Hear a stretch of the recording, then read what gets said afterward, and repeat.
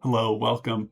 Wanted to put together a little video today and showcase benchmarks between some of the hardware we use for local AI inferencing. So just right out of the gate, I love cloud AI. I'm a huge advocate of Claude. I love ChatGPT. I use Google Gemini.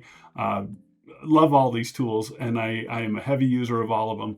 But there are times when sometimes you need to run stuff on-prem. It may be you have confidentiality concerns. It may be you just pound things so much, so many API calls that it gets cost prohibitive, things like that. It may just be that you're trying to figure out how they work and you want to run things locally and figure it all out. I totally get all that. And so wanted to share some of what I've been able to find and hopefully save you some work as you're figuring out what works for you. So let me tell you a little bit about what we've got. First of all, I've got a bunch of machines we're going to try. I think we've got 5 running in our tests here. And then a week ago, I was sitting in a conference where we were talking about some of our AI efforts, and we were talking about the resources we have available. And I realized that for a lot of people, it doesn't make sense how these are all different, and we just think dollars automatically translate to better. And if you don't know what you're doing, sometimes you might not know where to begin. And so there really is a way to right size your compute loads to what you're trying to do, and hopefully this helps with some of that. So I mentioned a week ago, I was sitting in this meeting. I came out of there and came back to my desk and wrote a little benchmark race utility. So let me tell you a little bit about how this works, and then we'll talk about the hardware we're going to be running it on. My benchmark race, I install a local agent on every machine, whether it's Mac or Linux, even Windows with WSL, we have one in there. Install this little agent. It's a series of Python scripts, and then it'll run Ollama as a service, and we use that for our inferencing.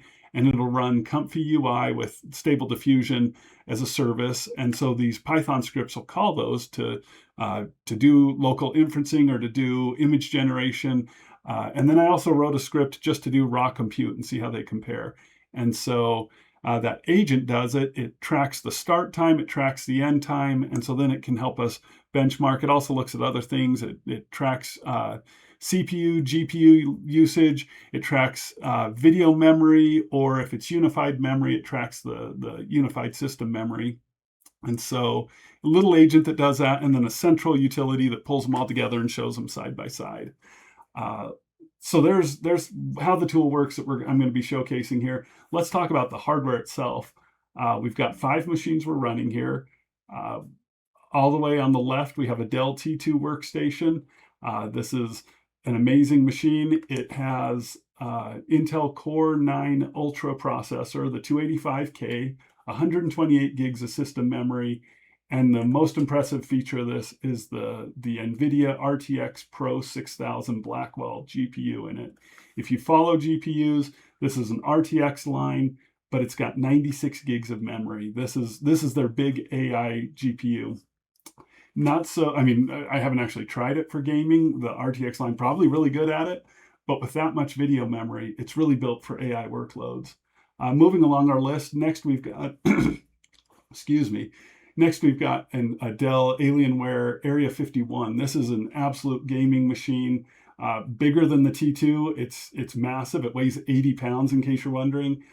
This runs an RTX 5090 card, which has a little bit fewer cores on it, but it's only got 32 gigs of VRAM. Again, that's plenty for gaming. It's amazing for gaming. I'm sure I wouldn't know, but 32 gigs of RAM. We'll see if that's limiting for AI inferencing and things like that. Moving down the line, we've got our Dell Pro Max with GB10. If you're new to this, this is an NVIDIA Superchip. So NVIDIA makes an ARM processor, which they build some of their graphics cores. So it's like a hybrid between an ARM processor that they bring some of their CUDA cores and their tensor cores into it. And then they use unified memory, similar to how Apple does unified memory, where those compute and GPU cores all share the same memory, which is a really cool thing for AI. Unlike the traditional model where your system has system memory and you load models from disk into system memory and then load those models into GPU memory or VRAM, unified memory just takes it off disk straight into that memory that's accessible to the whole processor and GPU. And that works really well. So I'm excited to see how this Dell Pro Max GB10 works. And then we've got, as we keep moving down the line, we've got our Mac Mini right there. You can see it's about the same size as the Dell Pro Max. This is just kind of your basic run-of-the-mill M4 Pro 24 gig Mac Mini. I bought it because it was the lower end, and I wanted to see how it compared and how it does for these kinds of workloads. And then in the back there, we have our MacBook Pro. It's the M4 Max, which has 16 cores. I think it's 8 performance cores, 4 efficiency cores, if I remember right. 128 gigs of unified memory, and Apple is really good at high-speed bandwidth for that unified memory. And so we'll see how that works out. So those are the machines we're working with. Excited to get in here. Let's talk about the tests. Let's dive into this test suite here. So this is our generative AI benchmark race tool. You can see at the top here, we've got compute, inference, and image. We'll work through each one of these. Let's start with compute. And then here's our machines. You can see kind of hard to fit them all on this screen. Nicer when you've got the full resolution. This video is a little limiting, but and just a disclaimer when we get into this, the Mac Mini is actually running this interface. It's the only machine I have that touches all these network segments. So we expect the performance of the Mac Mini to take a little hit for that. Again, most of the lifting is done on the agent, but there's a lot of communication back and forth. And so it's definitely going to add some I/O load to the Mac Mini. So these tests aren't meant to be like industry, I don't know, like these are meant to be real world. I want you to see how it works, the way it works for me. And I think these tests do a really good job representing the real world use here. So our first test goes back to, I've come full circle. This goes back to my first computer class in high school, George Washington High School in Denver. Shout out to GW. Our computer teacher, there was a lab. We had these Sun RISC workstations, Unix boxes. I didn't know anything about them. The internet was new. Everything was new. And we walk in here and the teacher told us, hey, I got a project for you. I want you to write some programs that will find prime numbers, because prime numbers are the heart of computer cryptography. The whole internet industry is based on finding large prime numbers. And so we thought we had this amazing task in front of us, and I wrote a little familiarity with BASIC, wrote these, I don't even remember what language, probably C at that point, these programs that would start at 0, start at 1, and run as high as they could until I maxed out my long ints, and they would try every single possible factor that would go into it, and just all these for loops, and it was so compute intensive. We do something similar here, except I've updated, and 30 years later, we're using some better algorithms for how to find prime numbers. The trial division is the slowest, and that's the most like what I did. A little more optimized. We focus on prime numbers as factors, and then we essentially start from 1 and go all the way up till right here we're set at 8 million. So from 1 to 8 million, and we just count the primes all the way up. We don't list them because then it becomes more of an I/O throughput issue. We're going to run this single-threaded, and we're not going to repeat it at all.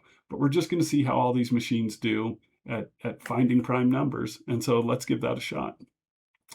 So this is it while it's running. You can see them counting up progress, and you can see them working through it. We've already got some that have finished here. I'm going to rearrange these in order that they finished. This Dell T2 finished in 3.9 seconds. Looks like the Area-51 finished in 4, and the Pro Max in 5.2. But the Mac Mini, this is interesting, and this came up in some of my early testing. The Mac Mini is actually really good at running single-threaded integer operations. It really kind of shines at this. So our first one, 3.9 seconds, 4 seconds for the next one. And then the Mac Mini, we're going to put in here at 4.6. And then we're going to do the MacBook Pro at 5.6, and then the Dell Pro Max with GB10 at 5.2. This is really interesting. Really interesting to me how fast that Mac Mini runs. Just for fun, let's do another test. Let's do the segmented sieve. This is a much more efficient algorithm, and we're going to go ahead and run that for, what is that, 10 million, 100 million? Can't count my zeros. Let's see how this runs. See if it stays consistent using this other algorithm.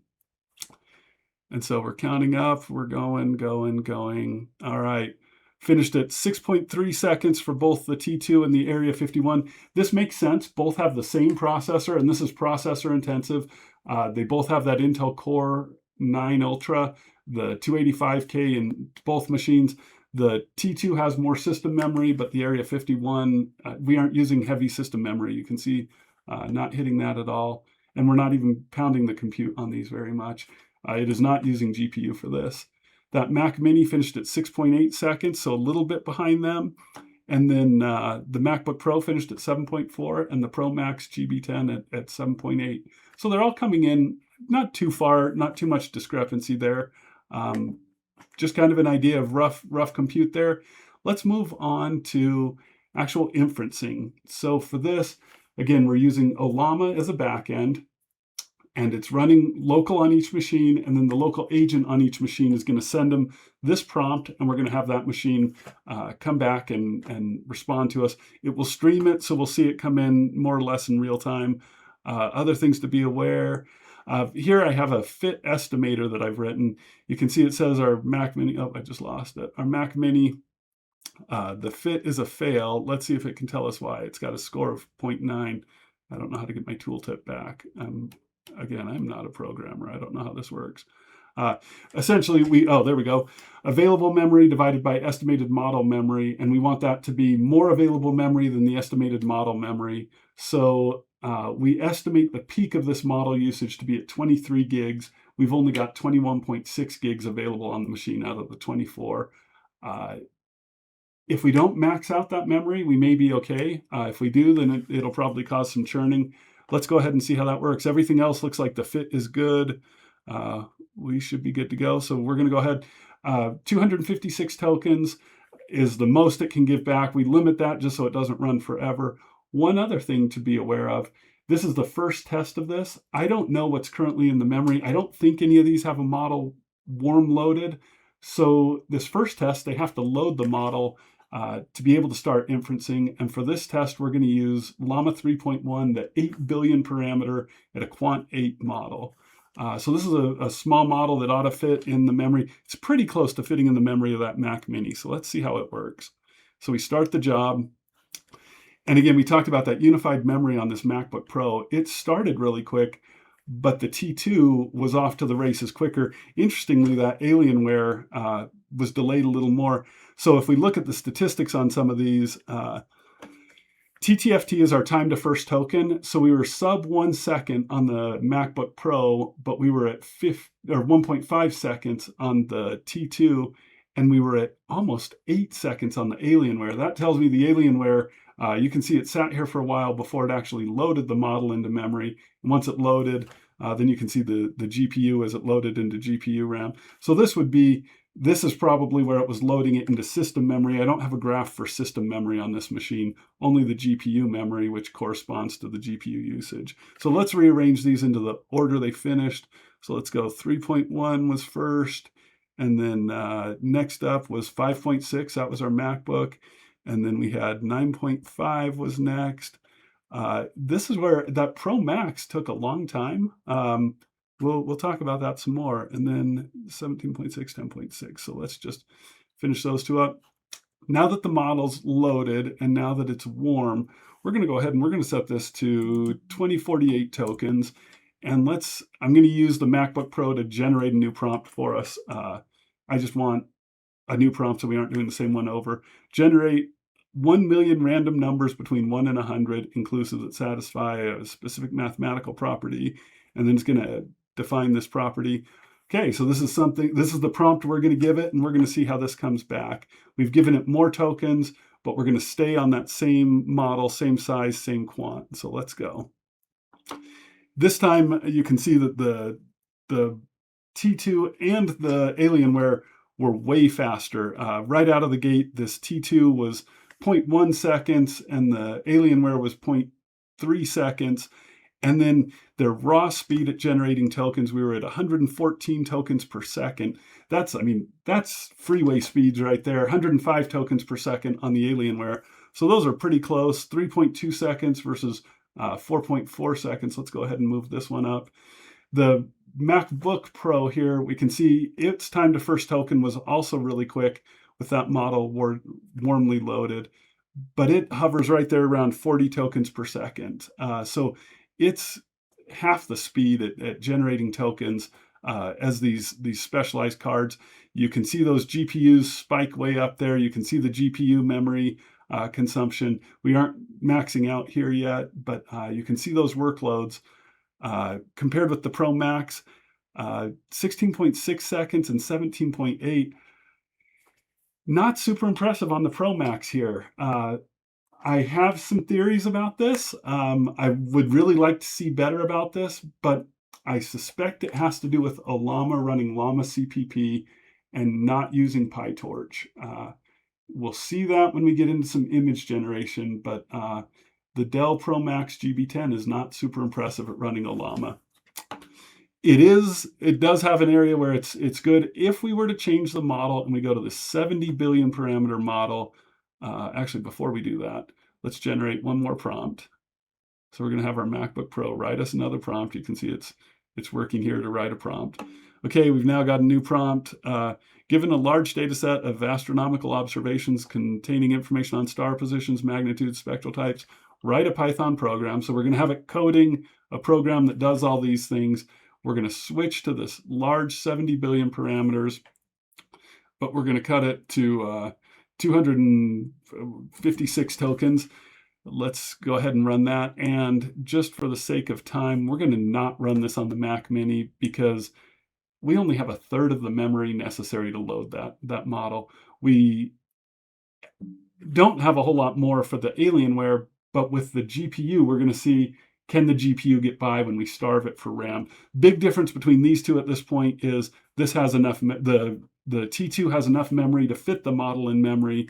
The Area-51 does not. And so we're going to see if that causes churn and how that works out. But the MacBook Pro and the Pro Max, both, the Pro Max, I don't know why that's saying it's a fail. This is a bug in my script. It's reporting that it doesn't have it. NVIDIA SMI doesn't report the video memory right, and so it's not a big issue. It'll still fit and it'll run great. So let's go ahead and let's run this. So we're going to give it the go. Now it has to unload that old model and load the new, and you can see them doing that right here, especially this Alienware where it dropped the old model, added the new, but none of them have started inferencing yet. Now we go off to the races with the T2. And you can see the spike where it loads the model, and then the second plateau where it actually starts the inferencing. On our Alienware, we can see it drop the model out, this little spike here, and then starts loading the model, but we don't actually get the model all the way loaded. And so our GPU gets starved, and the GPU drops while the CPU spikes. And now we're taking things from disk into system memory to GPU memory, back, unload, more into the GPU. And so our actual GPU can't peak out and plateau and doesn't ever get full open throttle. This is like having a race car and you're just dumping a teaspoon of gas in it at a time. So we actually hit some really bad performance when that happens. Pro Max, it's down here. Its job has started. You can see it's still coming in. But our MacBook Pro has finished here. So it took a long time to get that time to first token. This took 10 seconds on the T2. The MacBook Pro took a full 33 seconds to get the model loaded and get the first token out. And then it ran at 8 tokens per second, where the T2 ran at 22 tokens per second for that large model. Our Pro Max finished here, 23 seconds time to first token versus the 33 on the MacBook Pro. And then it ran at 4.3 tokens a second versus the 8.3 tokens per second of the MacBook. That's interesting. So the slowest one of all these definitely is the Alienware, still working away, still churning on it. And you can just see that GPU just churning back and forth and that CPU running full maxed out. So it finished 30 seconds time to first token and then 2.4 tokens. So again, at half of what the GB10 could do. This emphasizes how important it is that you have that video RAM to be able to run your models. Right here, you can see we took one of our fastest machines and it became by far the slowest when we starved it for that VRAM. So that's an important thing to keep in mind. This actually, if you're using large models, this makes a pretty good case for even high-end gaming machines. You got to keep the model size down. So if you're doing something specifically that needs wide parameters, and 70 billion is nothing compared with the hundreds of billions or thousands of billions that some of the commercial cloud providers are using. And then there's a whole different consideration around the quant levels and do you go higher quants and things like that. But video RAM is critical for this, and I think that shows here. I alluded to this a little while ago, so if we come back here, back to our default layout for these, this is using ComyUI. We're going to generate images. For this first image we're going to do is 512 bits or pixels by 512 pixels, 10 steps. So it'll start with noise, and then over 10 steps it'll refine it. We're using DPM as our sampler. We're just going to generate a cinematic portrait of a futuristic city at sunrise, ultra detailed volumetric light. Again, the first run, it has to load the checkpoint into video memory. So we'll give it a couple runs to see how that goes, but let's compare it. That T2, as soon as I clicked it, I mean, that took less than a second and it was done. It was so fast that I sample every second on my graphs. I don't have 2 points to draw a line, so there's no graph on that one. They all generated the same image at the top. I have a fixed seed. We're using 1, 2, 3, 4, 5. They all use the same seed, so we should get the same image out of all of them. So if we put these in order, our T2 was first. What did the Alienware came in at just under a second, just almost as fast. And then our Pro Max came in at 1.6. That's pretty quick. So, oh, whoops. Oh, I just lost it. All right, this means we probably ought to run another, and I don't know what happened here. All right, we're back. Sorry about that. Let's go ahead and let's do the same thing, but now that we're warm loaded, let's say a cinematic portrait of a farm at sunrise, a farm with animals. Just so there's no concern about it having any cached prompts or anything like that. Maybe we'll do a random seed here. Let's go with 768. Let's step it up a little bit, 15 steps, and maybe we switch to Euler for our scheduler here, or our sampler. And let's give that a go. Okay, bigger image. This is going to take longer, but that's pretty cool. Those are coming in about in the order we expected there. The order seems great. Again, sub 2 seconds. I didn't get 2 points to sample. You can see that the GPU on here, where it took just over almost 3 seconds, we did get some points. That is pretty quick on that Pro Max. That's actually pretty impressive. The MacBook Pro finished at 13 seconds and the Mac Mini at 27.2 seconds. So image generation uses PyTorch. PyTorch uses CUDA cores and tensor cores, depending on the operations you're doing, which is very specialized to those NVIDIA chips. Where the MacBook and the Mac Mini are great all-around general computing, when you start getting really focused and optimized for CUDA cores and tensor cores, 1.6 seconds on the fastest NVIDIA card versus 13 seconds on the MacBook Pro, there's some difference there. So if you're doing heavy image generation workloads, the RTXs are going to be better. Even the Pro Max really kind of shines here. Those are our 3 tests. So let's talk about what are some key takeaways from this. First of all, I think the big thing to me, that Mac Mini really shined on the integer operations, the single-threaded operations. That was a surprise to me. I didn't see that coming on the finding prime numbers. Second, the T2 and the Area-51 for having the same CPU. I was surprised that they weren't a little closer on some things, but also There's about 10% more cores on the RTX Pro 6000 than on the 5090, if I'm remembering right. So these numbers probably seem pretty consistent. So that's interesting. The Pro Max, the big one for me also, it was not impressive on running Ollama. And so I think perhaps a future test, something we ought to look at there is, if I switch to something like VLLM, could I leverage those tensor cores and CUDA cores better, and how would the Pro Max shape up if we were doing VLLM? I don't have it for today's video. If that's interesting, share this video, like this video, show me that people are at least watching it, and maybe I'll enhance our bench race so that it has that functionality and we can try multiple back-end inferencing. We didn't get into, and this would be an interesting comparison, I could break out my old kilowatt here and we could measure what is the performance per watt. And I think we would find these NVIDIA cards, I mean, these cards are massive. I think these two machines have like 1500 watt power supplies in them.